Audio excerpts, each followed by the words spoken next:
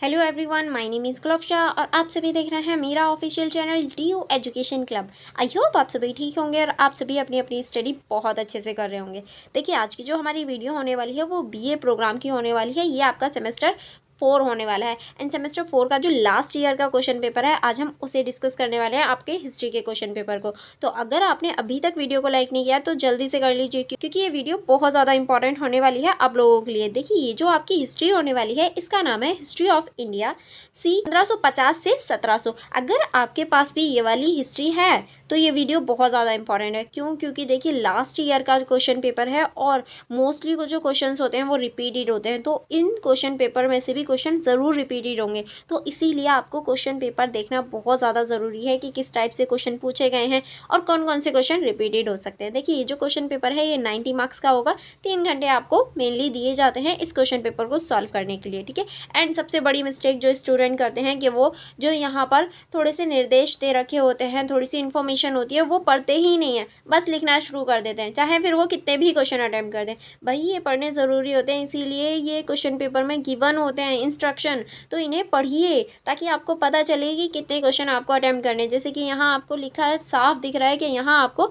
Any 4 question attempt करने हैं। सभी क्वेश्चंस के जो आंसर होंगे वो इक्वल होने वाले हैं, यानी आपको सेम सा ही लिखना है। ऐसा नहीं है कि एक क्वेश्चन में आपने 2 पेज भर दिए और एक क्वेश्चन में आपने 10 पेज भर दिए। देखिए, इसके भी मार्क्स सेम है, इसके भी सेम है, तो इक्वल ही लिखना ताकि जो मार्क्स हैं वो इक्वली प्राप्त कर पाओ या इक्वली आपको मिल पाएँ। एंड अगर आप चाहें तो इस क्वेश्चन पेपर को सॉल्व हिंदी में कर सकते हैं या फिर इंग्लिश में कर सकते हैं, या आपकी चॉइस है। ऐसा नहीं है कि आपने इंग्लिश मीडियम में अपना एडमिशन लिया है तो आप इंग्लिश में ही अटेम्प्ट करेंगे, नहीं, आप हिंदी में भी कर सकते हैं। ये आपकी चॉइस होती है, आप जिस भी लैंग्वेज में चाहें उसमें अटेम्प्ट कर सकते हैं, बट एक कंडीशन होती है कि आपको फिर पूरा पेपर उसी लैंग्वेज में अटेम्प्ट करना होता है। ऐसा नहीं है आपने क्वेश्चन नंबर 1 इंग्लिश में कर दिया, सेकंड हिंदी में कर दिया, ठीक है। बस ये आपकी शर्त होती है, ठीक है। चलिए बढ़ेंगे।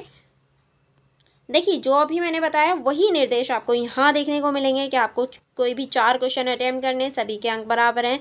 इंग्लिश या हिंदी दोनों में से आप एक लैंग्वेज का चयन करके इस क्वेश्चन पेपर को सॉल्व कर सकते हैं। ये फिर बिना देरी करे, बिना टाइम वेस्ट करे, हम लोग क्वेश्चन नंबर 1 से स्टार्ट करेंगे। क्वेश्चन नंबर 1 है हमारा, मुगलों के अंतर्गत सारी व्यवस्था की मुख्य विशेषताओं का परीक्षण कीजिए। यानी मुगलों के जो अंतर्गत थी उस टाइम पे जो मनसबदारी व्यवस्था थी उसकी जो मुख्य विशेषताएं थी वो आपको बतानी है। तो मेनली इस क्वेश्चन में आपको मनसबदारी व्यवस्था के बारे में बताना है, ठीक है। नेक्स्ट क्वेश्चन है क्वेश्चन नंबर 2। क्वेश्चन नंबर 2 है हमारा, अकबर की धार्मिक नीतियों पर एक निबंध लिखिए। यानी जो अकबर थे उनकी जो धार्मिक नीति थी उन पर एक निबंध लिखना है, धार्मिक नीतियों के बारे में बताना है। क्योंकि अकबर जो थे वो एक ऐसे राजा थे जो सभी धर्मों का पालन करते थे, या ये कहें सभी धर्मों की इज्जत करते थे। देखिए, वो थे तो मुसलमान, बट वो सभी धर्मों की इज्जत करते थे, जिनकी बीवी जोधाबाई भी थी, ठीक है। तो इस वजह से हम कह सकते हैं कि इनकी जो धार्मिक नीति थी या धर्म थे वो बहुत, ये सभी धर्मों की इज्जत करते थे। इस तरह से हम देख सकते हैं, तो इनके ऊपर आपको एक निबंध लिखना है, ठीक है। नेक्स्ट क्वेश्चन है हमारा क्वेश्चन नंबर 3। क्वेश्चन नंबर 3 है हमारा, औरंगजेब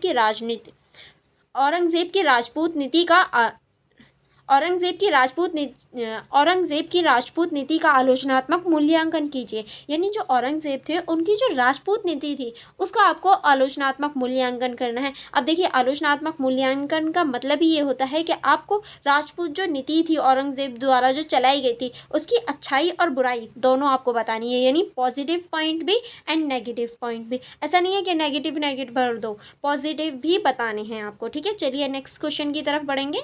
नंबर 4 है हमारा, 17वीं शताब्दी में मुगल मराठा संबंधों का विवेचना कीजिए। यानी 17वीं शताब्दी में मुगल और मराठाओं के जो संबंध थे वो कैसे थे, उनके संबंध उस टाइम पे कैसे थे, ये आपको बताना है, ठीक है। नेक्स्ट क्वेश्चन है हमारा क्वेश्चन नंबर 5। वास्तुकला के विशिष्ट तत्वों को लाल किले के संदर्भ में समझाइए। यानी जो वास्तुकला है उसकी जो विशिष्ट तबके हैं उनको बताना है, किसके संदर्भ में, लाल किले के संदर्भ में, क्योंकि लाल किला भी एक वास्तुकला का उदाहरण है, ठीक है। नेक्स्ट चलेंगे क्वेश्चन नंबर 6 की तरफ।